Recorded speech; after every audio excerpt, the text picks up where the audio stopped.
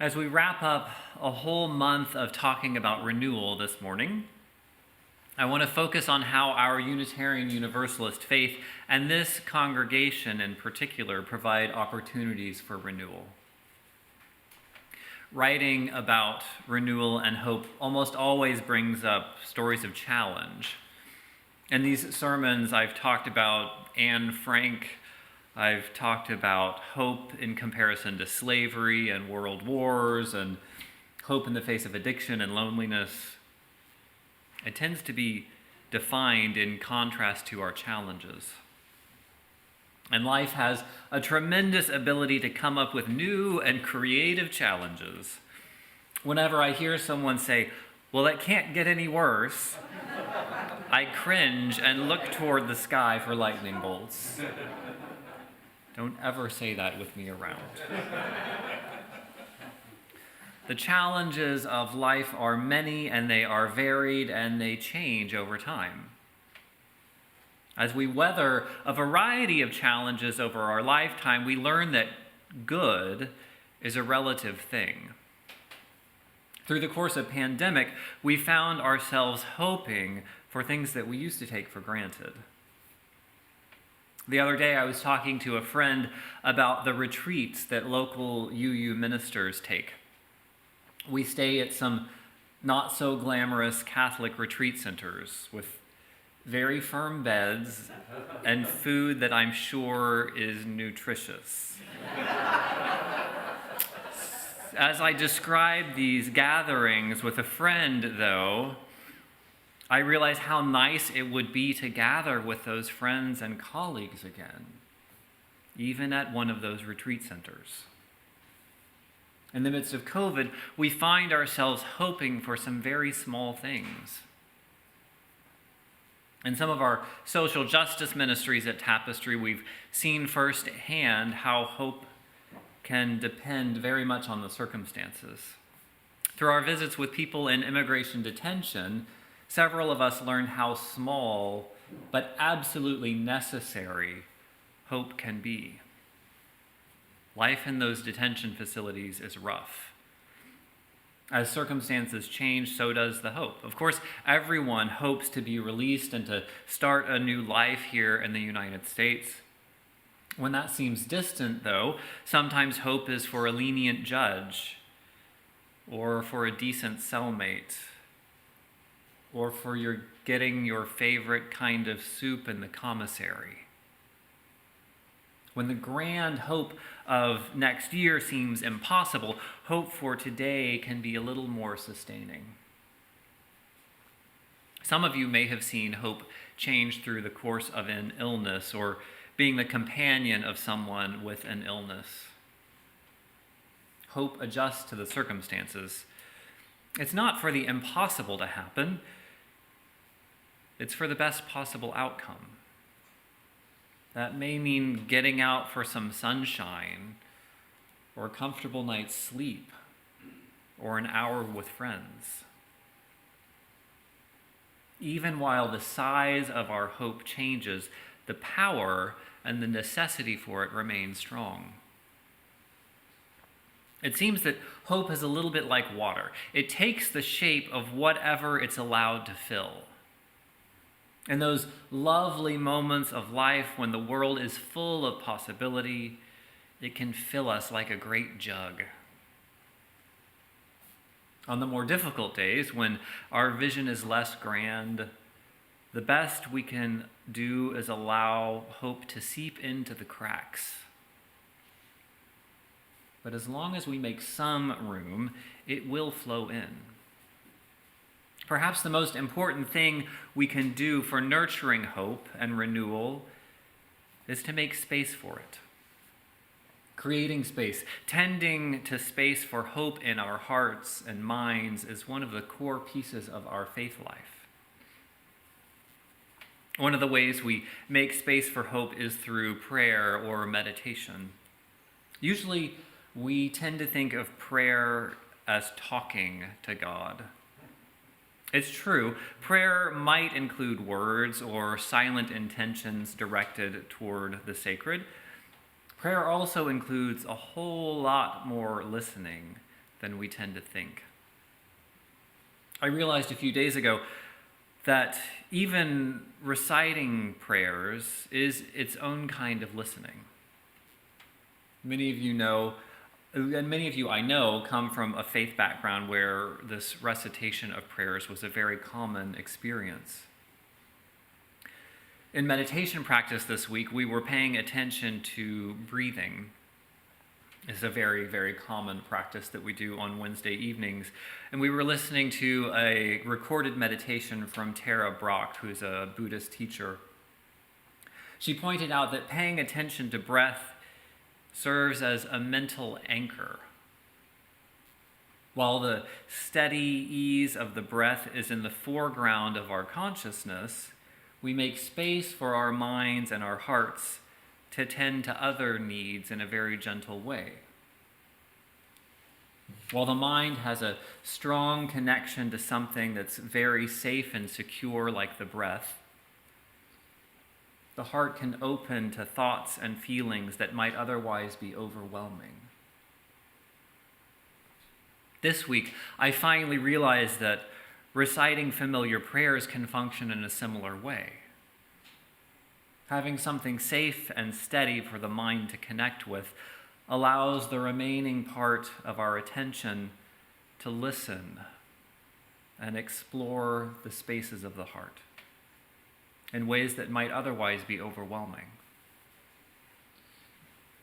Most people think of prayer as words. More often than not, though, it's a whole lot of listening. It's a way of opening space for possibilities. Our practice in that goes far beyond spiritual practices, though. It's also part of our core beliefs. Unitarian Universalists have tried for a long time to make room for hope by setting aside shame and judgment. We work hard to reject the outdated beliefs that human beings are selfish or broken at our core. We push back at the constant advertising that tells us we are inadequate because we don't look like the billboard or the Instagram model. Instead, we believe that every soul is sacred. We believe that every person is worthy of an opportunity to thrive. We've been sharing that message for the past 200 years. In fact, it's a big part of what set us apart as a religious tradition. We didn't always call ourselves Unitarians. For a long time, that was a bad word. It was a pejorative to describe this particular branch of liberal Christianity. After several years of being called this nasty word, in 1819, William Ellery Channing preached a sermon titled Unitarian Christianity. He said, okay, fine, if you want to call us that, that's fine, but here it is, what we actually believe. And that sermon, Channing pushed back with two very specific ideas that rejected the negative views of that day. He said, first, we're endowed with this sense of reason, and we should use it. Not using it is a waste. In fact, it's really ungrateful if you have some sense of creation and our belonging here and having purpose. We got to use our reason. Second, he argued that we have a capacity for moral development. And that development, that growth, is the whole point of us having religious tradition in the first place. Every person has potential to develop moral character, and in the process find fulfillment. He delivered that sermon a little over 200 years ago, and in many ways that is still our core message that is so needed today. Recognizing the inherent potential in every person.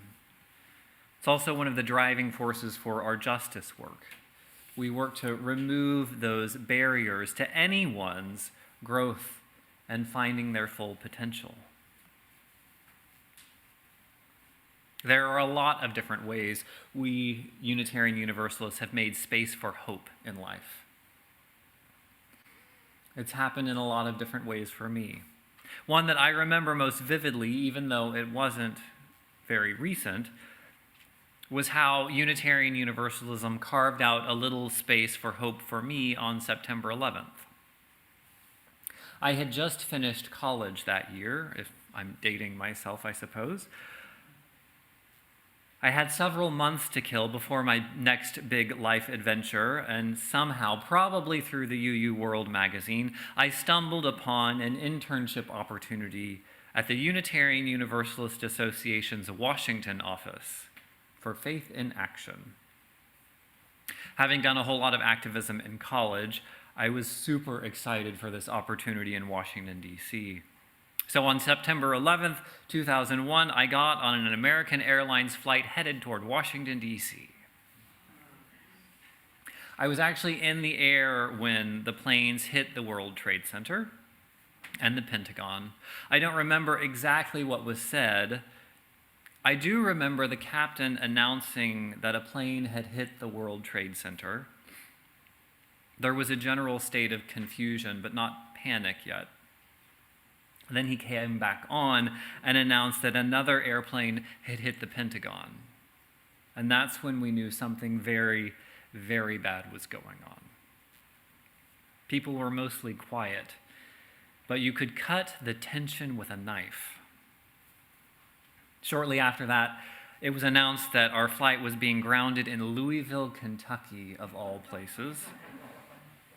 Looking back, I'm impressed with how calm most people were. Fortunately, I had the wits to get on a payphone immediately and reserve a hotel room for myself. Unfortunately, as you probably remember, all flights were grounded for days. Buses were full, and I was too young to rent a car. So I was stuck alone in Louisville, Kentucky, watching a whole lot of very scary television. And then I had an idea. I wonder if there's a Unitarian congregation in town. So I pulled the hotel phone book out and looked for churches in the yellow pages. Lo and behold, there it was. I called the church and had a great conversation with the music director. She told me that there was a vigil happening that night at the church, and of course I was welcome to attend. And I remember us sitting in a big circle for a long time. There was a chalice in the middle of that circle. People were invited to share their thoughts and feelings. There were some readings and some songs mixed in. I was a little surprised by how good it felt to be there. This wasn't my congregation, but these were my songs and my symbols. These were my people, even if I didn't know them yet.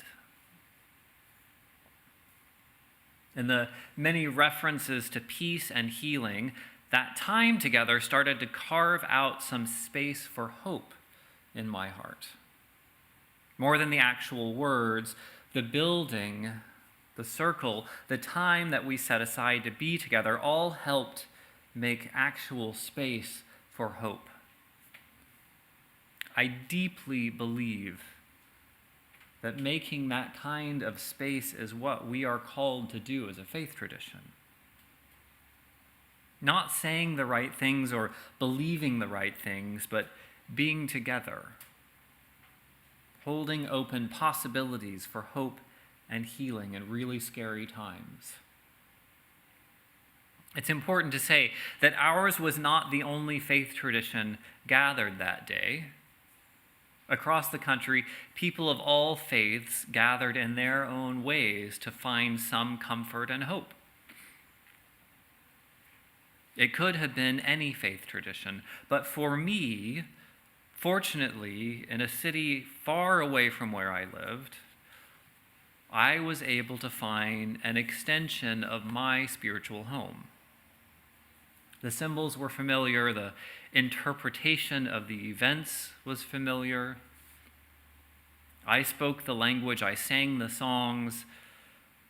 Other faith communities also are skilled at carving out space for their hope.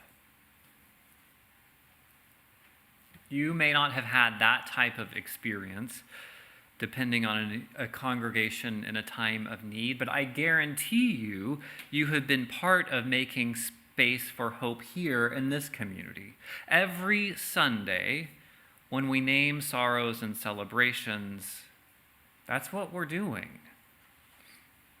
Just listening, even if it feels awkward, is a big part of that project. And I know when you're having a beautiful, lovely Sunday morning, it's not easy to hear the hardship that someone else is facing sometimes.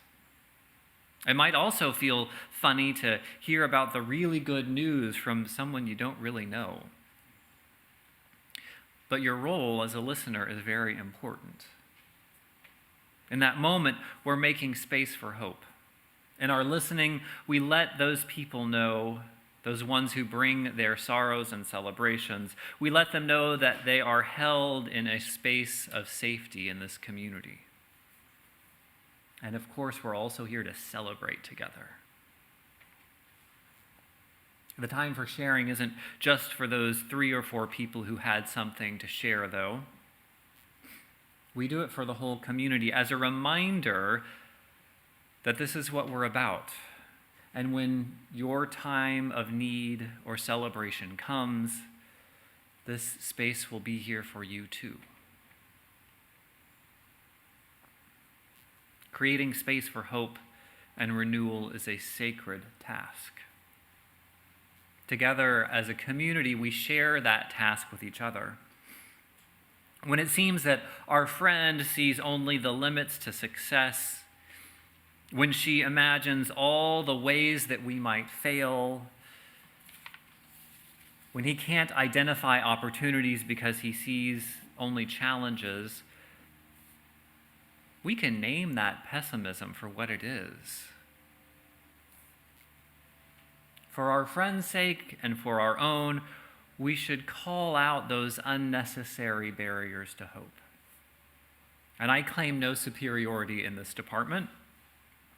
This request for identifying another's unnecessary negativity is also for me. If you notice that I put on the blinders of cynicism, if I succumb to negativity, say so, gently. But please remind me to make space for something else. We need one another's help to make room for hope in our lives. Because remember, it's like water. It may rush in and fill us in times of great opportunity. It might just trickle in and fill in the cracks in times of challenge. Hope will come to us in all kinds of surprising ways if we make room for it. Amen.